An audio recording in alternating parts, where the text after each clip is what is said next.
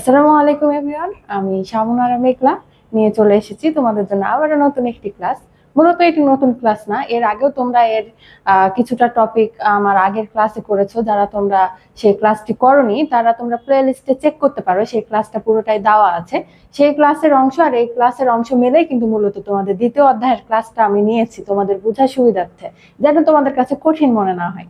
ঠিক আছে, তাহলে আমরা যদি ব্যাকআপে যাই যে আমরা আগের দিন কি কি পড়েছিলাম, সেখানে আমাদের ভূমিরূপের মধ্যে ছিল পৃথিবীর বিভিন্ন ধরনের স্তরের কাঠামো, গঠন ইত্যাদি সম্পর্কে আমরা পরিচিতি লাভ করেছি। যেমন তোমার অশ্বমণ্ডল, গুরুমণ্ডল ও কেন্দ্রমণ্ডলের সম্পর্কে আমরা বিস্তারিত জেনেছি।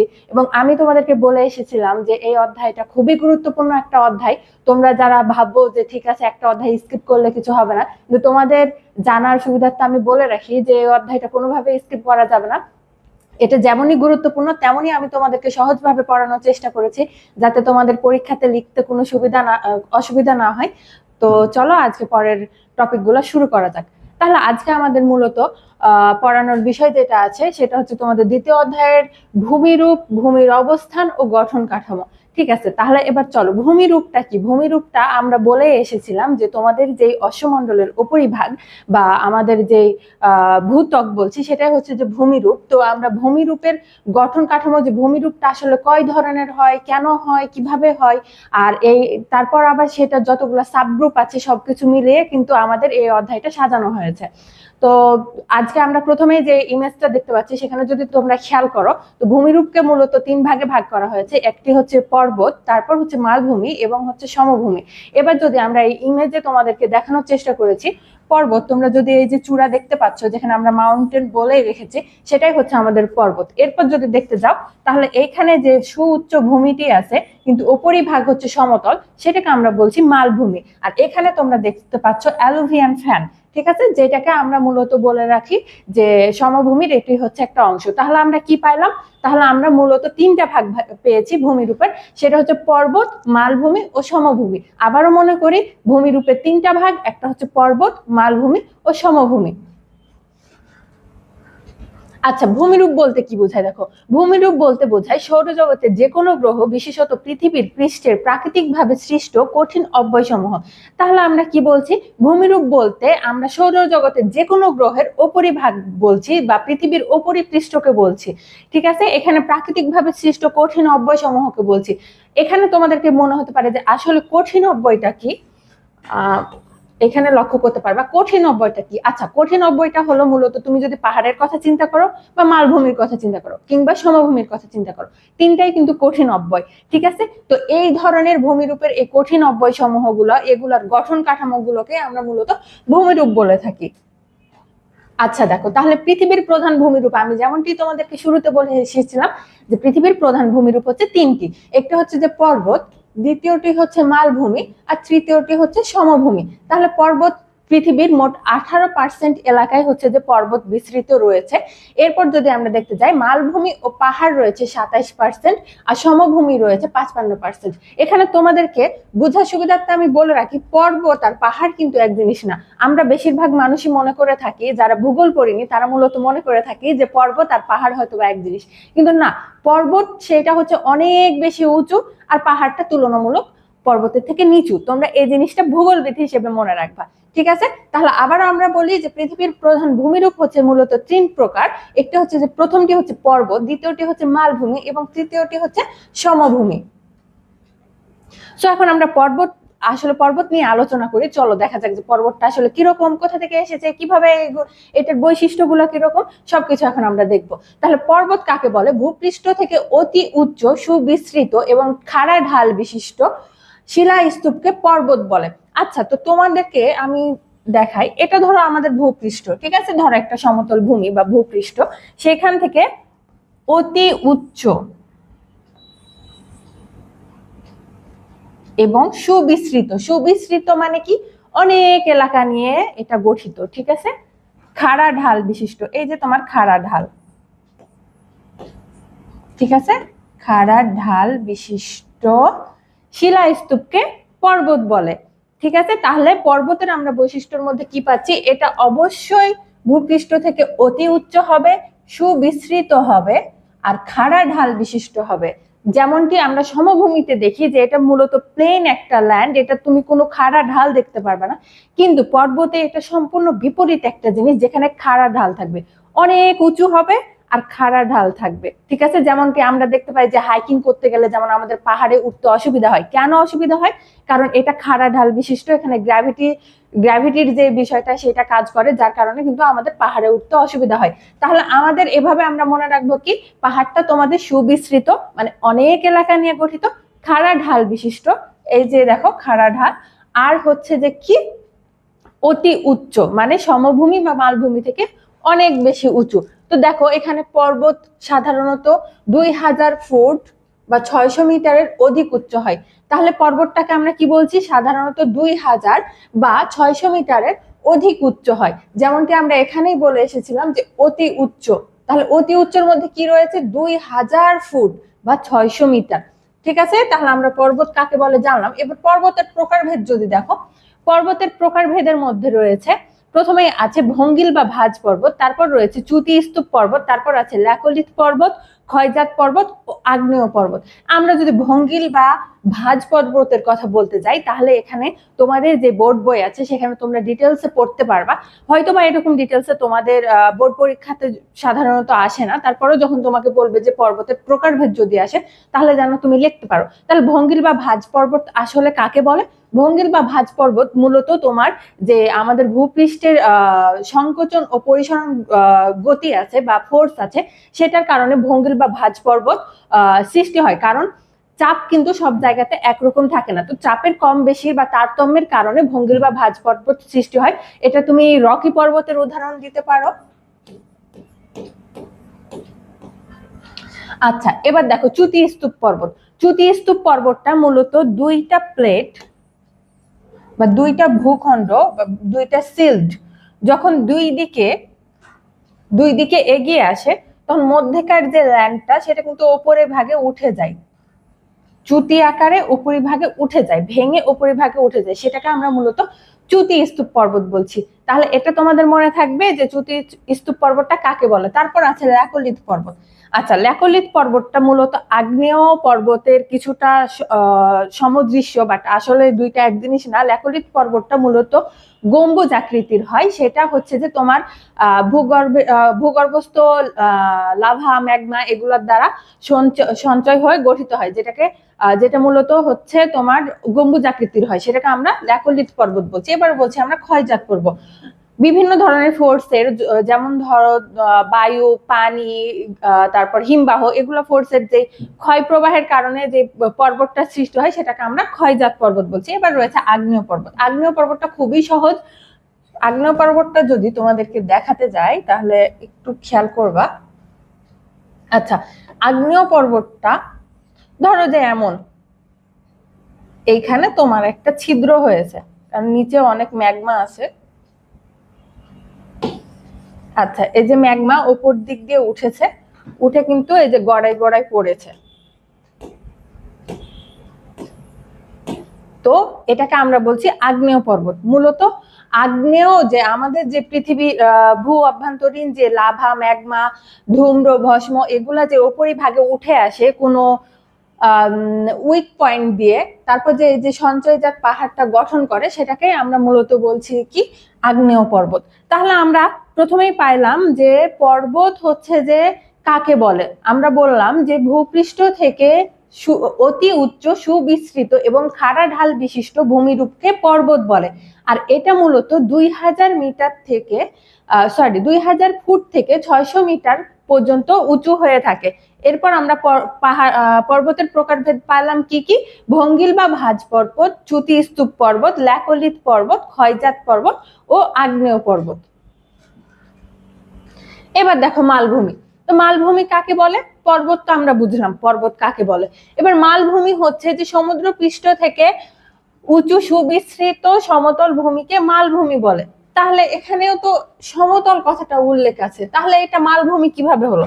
এটা এখন আমি তোমাদেরকে একটু বুঝাই। ধরো এটা একটা সমভূমি, সমভূমি থেকে তোমার মালভূমিটা উঁচু হবে, আর এইরকম একটা অবস্থা হবে। এটা সমভূমি থেকে উঁচু হবে, কিন্তু পাহাড়ের যেমন খাড়া ঢাল বিশিষ্ট, মানে তোমার যে পাহাড়ের শৃঙ্গ রয়েছে, যেটা মানে মূলত ভি আকৃতির ওপর দিকে হয়ে থাকে, সেটা কিন্তু তোমার মালভূমিতে নাই। তোমার মালভূমিটা পাহাড়ের মতো কিছুটা উঁচু হবে, কিন্তু উপরিভাগ যেটা রয়েছে সেটা সমতল হবে। ধরো যে এটা পাহাড়, আর এইটুকু যখন ক্ষয়প্রাপ্ত হয়ে গেছে, আর এই জায়গাটা যখন সমভূমিতে রূপান্তরিত হয়েছে, তখন সেটাকে আমরা মালভূমি বলছি। মালভূমি অবভিয়াসলি সমভূমি থেকে অনেকখানি উঁচু হবে। তো মালভূমির বৈশিষ্ট্য দেখো, এটা বিস্তৃত উঁচু ভূমি, এর উপরিভাগ সমতল ভূমি, যেমন আমি তোমাদেরকে বলেছি এই যে উপরিভাগ সমতল ভূমি, এবং এটা চারিদিক থেকে খাড়াভাবে নিম্নভূমিতে নেমে যায়। এই যে দেখো খাড়াভাবে নিম্নভূমিতে নেমেছে। আর হচ্ছে এটার উচ্চতা কয়েকশো থেকে কয়েক হাজার মিটার পর্যন্ত হতে পারে। তাহলে আবারও আমরা মালভূমির বৈশিষ্ট্য দেখি, এটা সুবিস্তৃত উঁচু ভূমি, এর উপরিভাগ প্রায় সমতল, এটা চারিদিক খাড়াভাবে নিম্নভূমিতে নেমে যায়, এর উচ্চতা কয়েকশো থেকে কয়েক হাজার মিটার পর্যন্ত হতে পারে। আচ্ছা, এবার আছে আমাদের সমভূমি। এবার সমভূমি দেখো, সমভূমির গঠন মালভূমি, এরপর আছে আমাদের মালভূমি।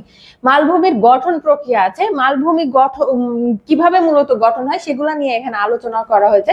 মালভূমি গঠন হয় মূলত ভূ আরোহণের কারণে, ভূপৃষ্ঠের ক্ষয় প্রক্রিয়া, আর হচ্ছে লাভা সঞ্চয়ের মাধ্যমে। তাহলে আমরা তিনটা গঠন প্রক্রিয়া পেয়েছি।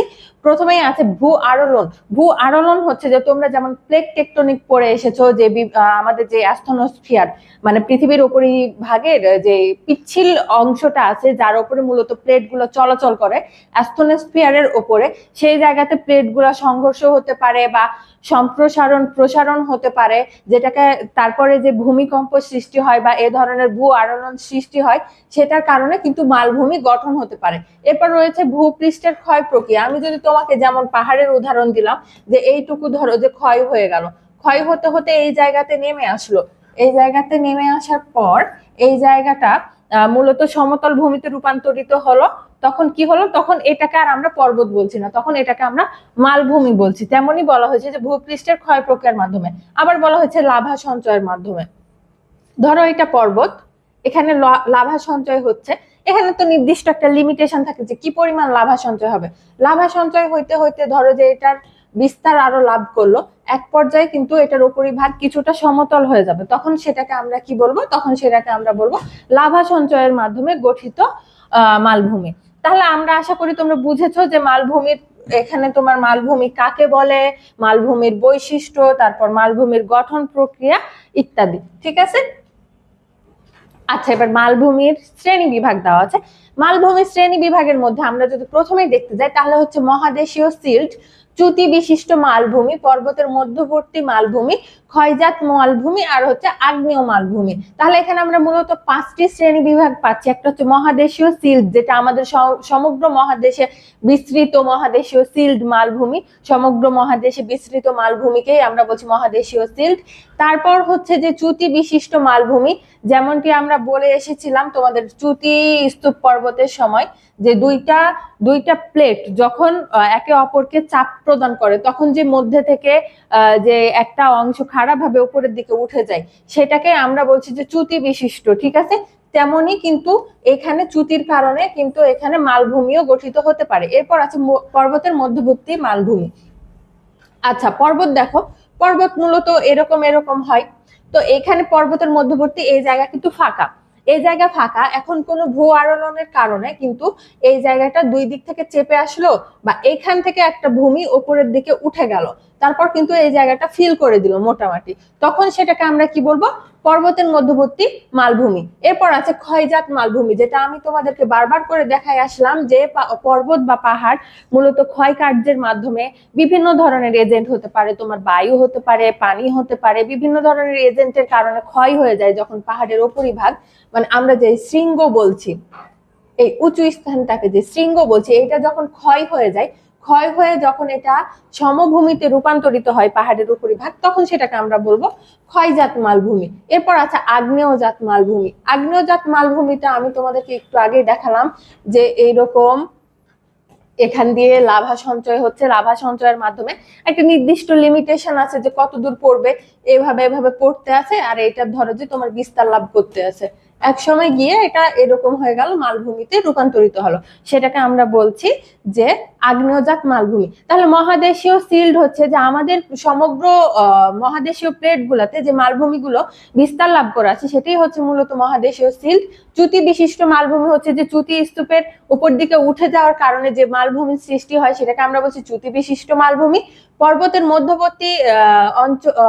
মধ্যবর্তী মালভূমি, যেটাকে আমরা মূলত বলছি যে দুইটি পর্বতের মধ্যে যদি কোনো ভূ আরোহণের মাধ্যমে কোনো ভূমিরূপ উত্থিত হয় এবং কোনো নতুন ভূমিরূপের সৃষ্টি হয়, সেটাকে আমরা বলছি মূলত পর্বতের মধ্যবর্তী মালভূমি। আর ক্ষয়জাত মালভূমি বলছি যে পর্বত বা পাহাড়ের উপরি অংশ ক্ষয়কৃত হয়ে উপরিভাগ সমতলে রূপান্তরিত হয়ে যদি মালভূমি গঠন করে সেটাকে আমরা বলছি ক্ষয়জাত মালভূমি। আর আগ্নেয়গিরির অগ্নেয় উৎপাতের ফলে যে মালভূমি গঠিত হয় সেটাকে আমরা বলছি আগ্নেয়জাত মালভূমি, বা লাভা সঞ্চয়ের মাধ্যমে যে মালভূমি গঠিত হয় সেটাকে আমরা বলছি কি আগ্নেয়জাত মালভূমি। তাহলে আমরা আশা করি তোমরা ক্লিয়ার হয়েছো। এবার দেখো সমভূমি। সমভূমিটা খুবই সহজ জিনিস, খুবই সহজ জিনিস। আমরা মানে সব জায়গাতে শুধু সমভূমি দেখতে পাই বাংলাদেশের ক্ষেত্রে, কারণ বাংলাদেশের 80%ই হচ্ছে কি সমভূমি। আচ্ছা ঠিক আছে, তো সমভূমি দেখো, প্রশস্ত বিস্তীর্ণ সমতল ভূমিকে সমভূমি বলে। তুমি যেমন দেখে এসেছো যে পাহাড়ের খাড়া ঢাল রয়েছে, তারপর হচ্ছে তোমার মালভূমিরও খাড়া ঢাল রয়েছে, কিন্তু সমতল ভূমিতে মূলত কোনো খাড়া ঢাল নেই। এটা তোমার সমতল বিস্তীর্ণ ভূমি হবে, এটার কোনো খাড়া উঁচু ঢাল দেখতে পারবে না। আর এটা খুবই নিম্নভূমি হয়, খুবই নিম্নভূমি হয়। এবার দেখা যাক সমভূমিতে কি রয়েছে। এবার আছে সমভূমির শ্রেণী বিভাগ। সমভূমির শ্রেণী বিভাগের মধ্যে রয়েছে, প্রথমেই রয়েছে সঞ্চয়জাত সমভূমি, এরপর রয়েছে ক্ষয়জাত সমভূমি, আর একটা হচ্ছে ভূ আরোহণের ফলে গঠিত সমভূমি। সঞ্চয়জাত সমভূমি যেটা মূলত তোমার পানি, বায়ু, হিমবাহ, এই ধরনের বিভিন্ন এজেন্ট গুলা যখন কোনো সঞ্চয় কাজ করে, যেমন তোমরা নদীর দেখে এসেছো, নদীর একদিক থেকে ক্ষয় করে আরেক দিকে সঞ্চয় করে, পলি বেয়ে নিয়ে আসে। তো সঞ্চয়ের মাধ্যমে যে সমভূমি গঠিত হয় মূলত সেটাই আমরা বলছি সঞ্চয়জাত সমভূমি। আবারও বলি, সঞ্চয়ের মাধ্যমে যে সমভূমি গঠিত হয় সেটা তোমার পলি, কঙ্কর, নুড়ি, বালি ইত্যাদি সঞ্চয়ের মাধ্যমে যেই সমভূমি গঠিত হয় সেটাই বলছি মূলত আমরা সঞ্চয়জাত সমভূমি। ক্ষয় কার্যের মাধ্যমে যেই সমভূমি গঠিত হয় সেটাকে আমরা বলছি ক্ষয়জাত সমভূমি। এবং ভূ আরোহণের ফলে যেই সমভূমি গঠিত হয় সেটাকে আমরা বলছি ভূ আরোহণজাত সমভূমি। ঠিক আছে, তাহলে এবার চলো নেক্সট। আচ্ছা, এবার সঞ্চয়জাত সমভূমি দেখো, প্রথমেই রয়েছে পলল পাখা, এরপর রয়েছে প্লাবন সমভূমি, তারপর রয়েছে বদ্বীপ, তারপর রয়েছে লয়ের সমভূমি, হ্রদ সমভূমি, লাভা সমভূমি, এবং রয়েছে পর্বতের পাদদেশীয় সমভূমি। আচ্ছা, পলল পাখা। পলল পাখাটা কি? পলল পাখাটা মূলত তোমার পর্বতের পাদদেশে সঞ্চয় জাতের ফলে এরকম একটা পাখায় রূপান্তরিত হয়। এই যে তোমাদের হাত পাখা আছে না, মেয়েরা হাত পাখা করে, সেরকম কিছুটা একটা পাখায় রূপান্তরিত হয়। এই যে এইটা ধর, এই দুইটা পর্বত আর এই যে এখানে পাদদেশে এরকম একটা পাখায় রূপান্তরিত হয়েছে, যেটাকে আমরা মূলত বলছি পলল পাখা। এটা হচ্ছে যে একটা সঞ্চয়জাত সমভূমি শ্রেণী বিভাগ। এরপর আছে প্লাবন সমভূমি, যেটা তোমরা খুবই পরিচিত সবাই। প্লাবন সমভূমি আমরা যত্রতত্র এলাকায় দেখতে পাই, কারণ আমাদের পুরা দেশই প্রায় প্লাবন সমভূমির মধ্যে পড়ে। যেমন ধরো যে প্লাবনের কারণে যখন বন্যার পানি যখন নেমে যায় তখন যে পলিগুলো জমা হয়ে একটা উঁচু ল্যান্ডে পরিণত হয় সেটাকে আমরা মূলত আমরা প্লাবন সমভূমি বলছি। এরপর বলছি বদ্বীপ। তোমরা সবাই সুন্দরবন দেখে থাকবে, সুন্দরবনে কম বেশি সবাই গেছো, যারা যাওনি তারা মানচিত্রে দেখেছো। তো সেইটাকেই আমরা মূলত বলছি বদ্বীপ। এরকম সঞ্চয়ের কারণে যখন গ্রিক ডেল্টা বা বাংলা ব অক্ষরের মতো একটা ল্যান্ড, এই যে গ্রিক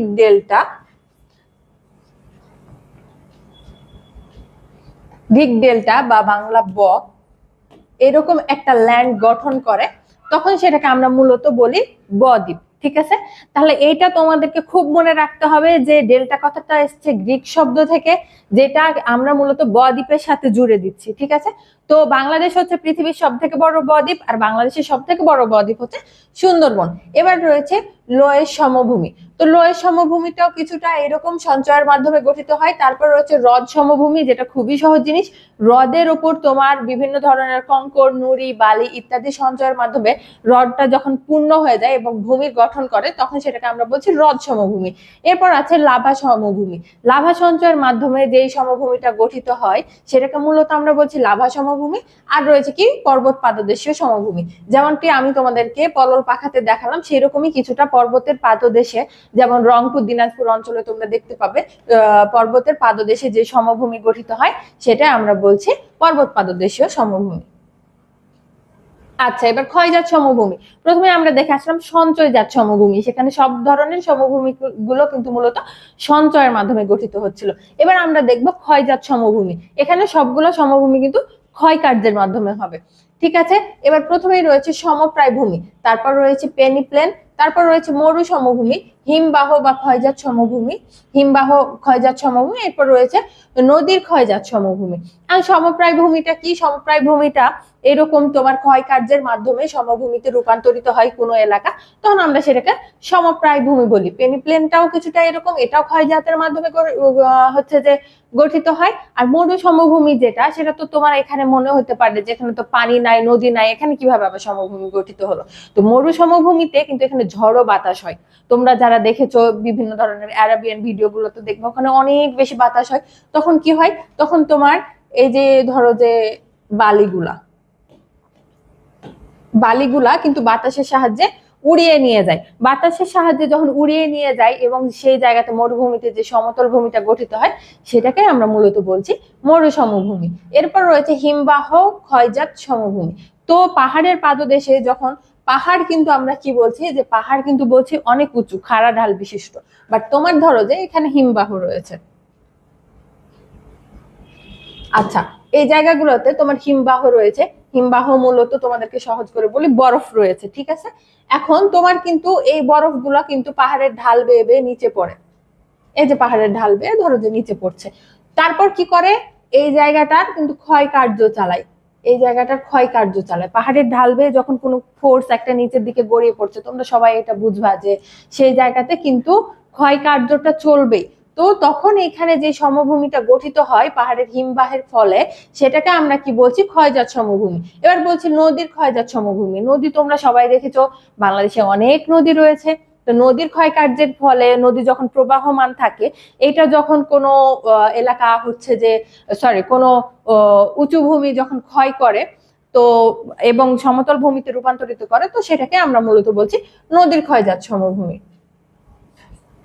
তাহলে আবারও বলি, ক্ষয়জাত সমভূমি মূলত পাঁচটি পেয়েছি: সমপ্রায় ভূমি, পেনিপ্লেন, মরু সমভূমি, হিমবাহ ক্ষয়জাত সমভূমি এবং নদীর ক্ষয়জাত সমভূমি। আচ্ছা, ভূ আলোড়নজাত সমভূমি। প্রথমেই রয়েছে উন্নত সমভূমি, তারপর রয়েছে অবনত সমভূমি, ভূ গাঠনিক সমভূমি, উপকূলীয় বা সৈকত সমভূমি। আচ্ছা, তো চলো, উন্নত সমভূমি কি? দুইটি উঁচু ভূপৃষ্ঠের যখন ভূ আলোড়নের ফলে আরেকটি ভূপৃষ্ঠ তোমার এই দুইটা জায়গার গ্যাপ ফিল করে এবং সমভূমিতে রূপান্তরিত করে, তখন আমরা সেটাকে বলছি উন্নত জাত সমভূমি। আবারও আমরা বলি, দুইটি উঁচু ভূপৃষ্ঠ, দুইটি উঁচু ভূমিরূপ, সেইখানে যে গ্যাপটা আছে, এই যে গ্যাপ আছে, যখন এখানে ভূ আলোড়নের ফলে এই গ্যাপটা ফিল করে দেয়, তখন সেটা কিন্তু উন্নত সমভূমিতে রূপান্তরিত হয়। ঠিক আছে, এবার দেখো অবনত সমভূমি কাকে বলে। তাহলে উন্নত সমভূমিতে কি বললাম, যে ভূপৃষ্ঠটা উপর দিকে উঠে গেল। ঠিক আছে, এবার অবনত সমভূমিতে কি হবে? কোনো দুইটা নিচু ল্যান্ডের ভূপৃষ্ঠ নিচের দিকে নেমে গেল। তারপর ধরো যে ভূপৃষ্ঠটা এরকম ছিল, এটা ভূ আলোড়নের ফলে নিচের দিকে নেমে গেল, তারপর সমভূমিতে রূপান্তরিত করলো। তাহলে ভূপৃষ্ঠের নিচের দিকে নেমে যাওয়ার ফলে যে সমভূমিটা গঠিত হয় সেটাই মূলত আমরা বলছি অবনত সমভূমি। এরপর রয়েছে ভূগাঠনিক সমভূমি, যেটা মূলত তোমাদের খুব কমন একটা সমভূমি। এটা এটা তোমরা বিভিন্ন ধরনের পর্বতীয় অঞ্চলেও দেখতে পাবা, আবার মালভূমি অঞ্চলেও দেখতে পাবা। এরপর রয়েছে উপকূলীয় বা সৈকত সমভূমি। তোমরা জানো যে সমুদ্রের ঢেউয়ের একটা গতিবেগ রয়েছে, গতিবেগের কারণে মূলত যে ধরনের ভূ আলোড়ন হয়ে যে সমভূমিটা গঠিত হয় সেটাই আমরা বলছি উপকূলীয় বা সৈকত সমভূমি। আচ্ছা, এবার বাংলাদেশ পৃথিবীর অন্যতম বদ্বীপ, যেটা আমি তোমাদেরকে একটু আগে বলে এসেছি। বাংলাদেশ পৃথিবীর অন্যতম বদ্বীপ। দেশটিতে প্রায় 20% পাহাড়ি এবং 80% এলাকা পলল দ্বারা গঠিত। আবারও মনে করি, বাংলাদেশে প্রায় 20% এলাকা পাহাড়ি এবং 80% এলাকা পলল দ্বারা গঠিত। বাংলাদেশের ভূপ্রাকৃতিক শ্রেণী বিভাগ দেখো। আমরা এখন পৃথিবীর ভূপ্রাকৃতিক শ্রেণী বিভাগ দেখলাম যে পৃথিবীতে কয় ধরনের মূলত হচ্ছে যে ভূপ্রকৃতি রয়েছে। প্রথমেই যেমন আমরা দেখলাম যে পর্বত রয়েছে, তারপর মালভূমি রয়েছে, তারপর সমভূমি রয়েছে। তেমনই এবার আমরা বাংলাদেশের ভূপ্রাকৃতিক শ্রেণী বিভাগ দেখবো যে বাংলাদেশে কোন কোন ধরনের ভূমিরূপ রয়েছে। তো বাংলাদেশেও মূলত 3 ধরনের ভূমিরূপ রয়েছে, কিন্তু এখানে একটু মিস্টেক আছে। এখানে তোমরা মালভূমিটা বাংলাদেশে মূলত দেখা যায় না, মালভূমির জায়গায় রয়েছে প্লাস্টোসিন যুগের সোপান সমূহ। ঠিক আছে, তাহলে এটা মোস্ট মনে রাখবা যে যখন পৃথিবীর প্রাকৃতিক ভূমিরূপের শ্রেণী বিভাগ বলবে তখন আমরা বলবো পর্বত, মালভূমি, সমভূমি। বাট যখন বাংলাদেশের বলবে তখন এই যে দেখো আমরা কি বলছি, টারশিয়ারি যুগের পাহাড় সমূহ, প্লাস্টোসিন যুগের সোপান সমূহ, নবীন বা সাম্প্রতিককালের প্লাবন সমভূমি। আবারও মনে করি, যখন আমাদের পৃথিবীর কথা বলছে তখনও 3টা পাচ্ছি, বাংলাদেশের কথা বলছে তখনও 3টা পাচ্ছি। কিন্তু পার্থক্যটা এই জায়গায়, যখন পৃথিবীর বলছে তখন আমরা বলছি পর্বত, মালভূমি, সমভূমি। যখন বাংলাদেশের কথা বলছে তখন আমরা বলছি টারশিয়ারি যুগের পাহাড় সমূহ, প্লাস্টোসিন যুগের সোপান সমূহ এবং নবীন বা সাম্প্রতিককালের প্লাবন সমভূমি। ঠিক আছে, তাহলে এবার চলো দেখা যাক। টারশিয়ারি যুগের পাহাড় সমূহ রয়েছে। টারশিয়ারি যুগের পাহাড় সমূহ মূলত হচ্ছে 12% এলাকা রয়েছে বাংলাদেশের পুরা ভূখণ্ড যে রয়েছে তার মধ্যে 12% এলাকা রয়েছে টারশিয়ারি যুগের পাহাড় সমূহের মধ্যে। আবারও মনে করি, বাংলাদেশে যে পুরা আমাদের যে কান্ট্রিটা রয়েছে, কান্ট্রির মধ্যে 12% এলাকা, 100 ভাগের মধ্যে 12% রয়েছে কিসের মধ্যে? টারশিয়ারি যুগের পাহাড় সমূহের মধ্যে। এবার টারশিয়ারি যুগের পাহাড় সমূহকে 2 ভাগে ভাগ করা হয়েছে। প্রথমটি রয়েছে দক্ষিণ পূর্ব অঞ্চলের পাহাড়ি অঞ্চল, আরেকটি রয়েছে উত্তর পূর্ব অঞ্চলের পাহাড়ি অঞ্চল। ঠিক আছে, এবার যদি আমি তোমাদেরকে বাংলাদেশের একটু মানচিত্র আঁকায় দেখাই।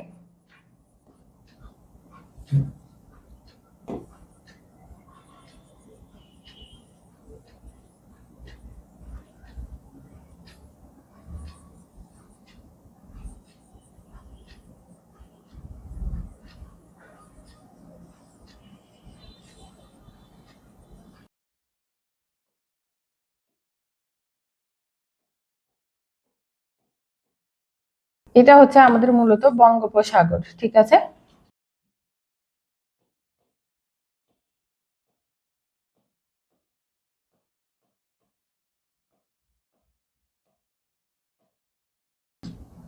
আচ্ছা, এটা মূলত তোমাদের বঙ্গোপসাগর। আমি আশা করি তোমরা উত্তর, দক্ষিণ, পূর্ব, পশ্চিম সবাই চিনো। তারপরও তোমাদের সুবিধার্থে একটু বলে রাখি, সবসময় মনে রাখবো উপরের দিক হচ্ছে উত্তর, তাহলে আমরা পাচ্ছি এটা উত্তর, আর নিচের দিক হচ্ছে দক্ষিণ। ঠিক আছে, এরপর আমরা যদি এভাবে দেখি তাহলে আমার যে এই হাত আছে পশ্চিম দিকে সেটাই মূলত হচ্ছে পূর্ব, এটা হচ্ছে পশ্চিম।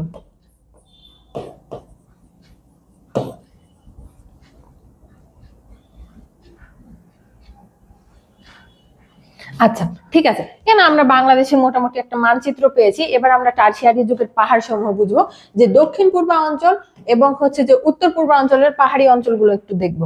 এবার দক্ষিণ পূর্বাঞ্চলের পাহাড়ি যদি অঞ্চল তোমরা দেখতে যাও তাহলে তোমাদের দক্ষিণ কোনটা? আমি বললাম যে নিচের দিকটা হচ্ছে মূলত দক্ষিণ। এবার দক্ষিণ নিচের দিক, পূর্বাঞ্চল আমার হাতের এই দিকে। ঠিক আছে, এই যে দক্ষিণ পূর্ব অঞ্চলে কোন রয়েছে? দক্ষিণ পূর্ব অঞ্চলে রয়েছে তোমার চট্টগ্রাম। এবার দেখো, চট্টগ্রামটাকে আমরা মূলত দক্ষিণ পূর্বাঞ্চল বলছি। এই জিনিসটা তোমরা খুব ভালোভাবে জানো, তোমরা সবাই ট্যুরে যেতে চাও এই জায়গাতে। তোমার এখানে বান্দরবাটি, রাঙ্গামাটি, খাগড়াছড়ি, তারপর হচ্ছে যে পার্বত্য যে চট্টগ্রাম, তোমার এই এলাকাতে তোমার মূলত দক্ষিণ পূর্বাঞ্চলের টারশিয়ারি পাহাড় সমূহকে তোমরা দেখতে পাবা। তাহলে আবারও তোমাদেরকে বোঝার সুবিধার্থে বলে রাখি যে নিচের দিক হচ্ছে দক্ষিণ আর এই যে তোমার পূর্ব, চট্টগ্রামের এই অঞ্চলটা মূলত দক্ষিণ পূর্ব অঞ্চলের টারশিয়ারি যুগের পাহাড় সমূহ নিয়ে গঠিত। এরপর রয়েছে আরেকটা, আমরা কি পাচ্ছি, টারশিয়ারি যুগের পাহাড় সমূহ পাচ্ছি উত্তর পূর্ব অঞ্চলের পাহাড়ি। এই যে তোমার উত্তর, উপর দিকে উত্তর, আর এই যে হচ্ছে পূর্ব। তাহলে এই জায়গাতে কি রয়েছে, এই জায়গাতে রয়েছে সিলেট। তোমাদেরকে আমি হচ্ছে একটু পরামর্শ দেই যে তোমরা বাংলাদেশের ম্যাপটা আর ওয়ার্ল্ড ম্যাপটা কিনে ফেলো, তোমরা সামনে টাঙায় রাখবা, যখন তোমরা দেখবা যে এখানে কি রয়েছে, এখানে রয়েছে সিলেট, ঠিক আছে, আর এইখানে রয়েছে চট্টগ্রাম। তাহলে এই দুইটা এলাকায় মূলত টারশিয়ারি যুগের পাহাড় সমূহ রয়েছে। পাহাড় কিন্তু তোমরা এখানে দুই জায়গাতেই দেখতে পাবা, একটা হচ্ছে যে টারশিয়ারি যুগের পাহাড় সমূহের মধ্যে রয়েছে দক্ষিণ পূর্বাঞ্চল, যেটা আমরা চট্টগ্রামের মধ্যে ফেলছি, আর উত্তর পূর্বাঞ্চল যেটা আমরা সিলেটের মধ্যে ফেলছি। তাহলে আবারও আমরা রিপিট করি যে টারশিয়ারি যুগের পাহাড় সমূহকে আমরা দুই ভাগে ভাগ করেছি, যার মধ্যে দক্ষিণ পূর্বাঞ্চলের পাহাড়ি এলাকা পড়ছে চট্টগ্রামের মধ্যে, রাঙ্গামাটি, খাগড়াছড়ি, বান্দরবান, যেখানকার পর্বতগুলো অনেক বেশি উঁচু, সেখানে হচ্ছে যে তোমার কেওক্রাডং, তাজিংডং এই ধরনের পর্বতগুলো রয়েছে। 610 মিটার যত সম্ভব এগুলার উচ্চতা, গড় উচ্চতা হচ্ছে 610 মিটার এরকম। আচ্ছা ঠিক আছে। আর তোমার যে সিলেটের পাহাড়গুলা তোমার এখানকার থেকে নিচু, তোমার এই দক্ষিণ পূর্ব অঞ্চলের থেকে উত্তর পূর্ব অঞ্চলের পাহাড় সমূহ কিন্তু নিচু, ঠিক আছে। তাহলে আমরা টারশিয়ারি যুগের পাহাড় সমূহ যে 12% পাহাড় আছে সেটা আমরা মূলত ক্লিয়ার হয়ে গেলাম। এবার দেখো প্লাস্টোসিন যুগের সোপান সমূহ। তাহলে সোপানটা মূলত কি, প্লাস্টোসিন যুগের যে সোপানটা রয়েছে সেটা কিন্তু তোমার টারশিয়ারি যুগের পাহাড়ি থেকে অনেক বেশি নতুন, এবং এটা কিন্তু তোমার টারশিয়ারি যুগের যে পর্বতটা রয়েছে সেটার মতো এত বেশি উঁচু না, এটা সাধারণত নিচু। এখানে আমরা কি পেয়েছি, এখানে আমরা পেয়েছি বরেন্দ্রভূমি, মধুপুর ও ভাওয়ালের গড় এবং লালমাই পাহাড়। বরেন্দ্রভূমি যদি আমরা দেখতে যাই, তো আমি মূলত যে জায়গায় আছি সেটা হচ্ছে মূলত বরেন্দ্রভূমি। এখানে রাজশাহী, চাঁপাইনবাবগঞ্জ, জয়পুরহাট, নওগাঁ এটার কিছু বিশেষ অংশ নিয়ে বরেন্দ্রভূমি গঠিত, যেটা তোমার সমুদ্রপৃষ্ঠ থেকে অনেক বেশি উঁচু, আর এটার রং মূলত ধূসর লাল হয়ে থাকে। এরপর হচ্ছে যে মধুপুর ও ভাওয়ালের গড়, যেটা গাজীপুর ও মধুপুর অঞ্চলে বিস্তৃত। তারপর হচ্ছে যে লালমাই পাহাড়, কুমিল্লা শহর থেকে কিছুটা দূরে এই লালমাই পাহাড় অবস্থিত।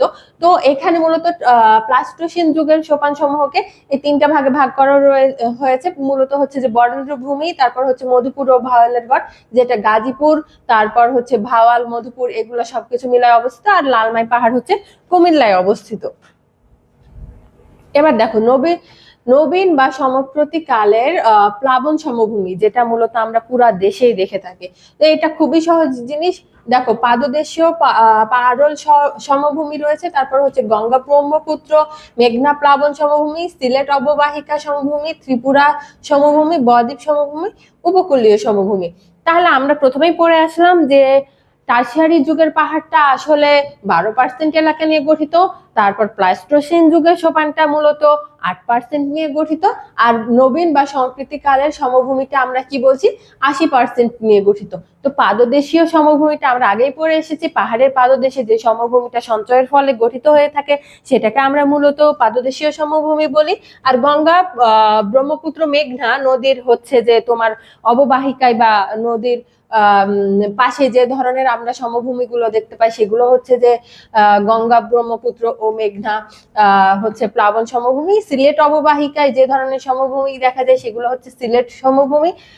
আর রয়েছে ত্রিপুরা সমভূমি, যেটা আমরা মূলত ত্রিপুরা বা কুমিল্লা অঞ্চলে দেখে থাকি।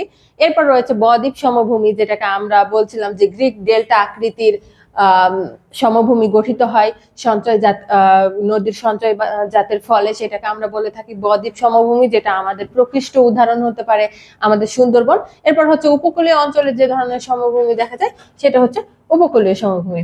আজকে তোমাদের এইখানে ক্লাসটা শেষ হচ্ছে তোমাদের সেকেন্ড চ্যাপ্টারের। তো চলো আবারও পড়ে আসি। আবারও আমরা আজকে কি কি পড়লাম, যে পৃথিবীর ভূমিরূপ পড়লাম এবং বাংলাদেশের ভূমিরূপ পড়লাম।